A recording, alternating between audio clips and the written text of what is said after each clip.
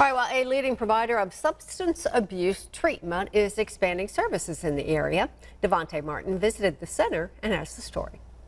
We were outgrowing our van and our facilities, so now we have 2 extra group rooms. Second Chance's Addiction Recovery Center recently unveiled a major expansion at its Rayville facility. The expansion increased the center's inpatient capacity from 56 to 80. It also includes 3 new residential cabins, an administrative building, and outdoor basketball and volleyball courts. Riley McCann is the facility's administrator, and she says the expansion is a response to the growing need for services. We've seen such an uptick in that since the pandemic specifically, because people are struggling, and sometimes when you're struggling you return back to possibly old vices or find new ones to get you through. People are surviving the best way that they know how. Dr. William McCown with ULM specializes in mental health treatment research. He says physical activities like sports is essential for effective recovery.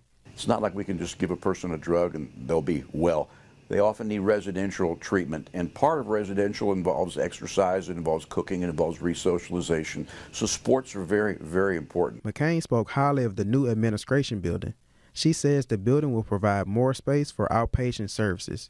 After clients graduate from our residential facility, they have the option to continue to get that treatment aspect that they need without having to live here. They're able to be in community settings like their sober living home. Second Chances also has plans to add to its nature trail for residents. Reporting in Rayville, Devontae Martin, KNOE 8 News.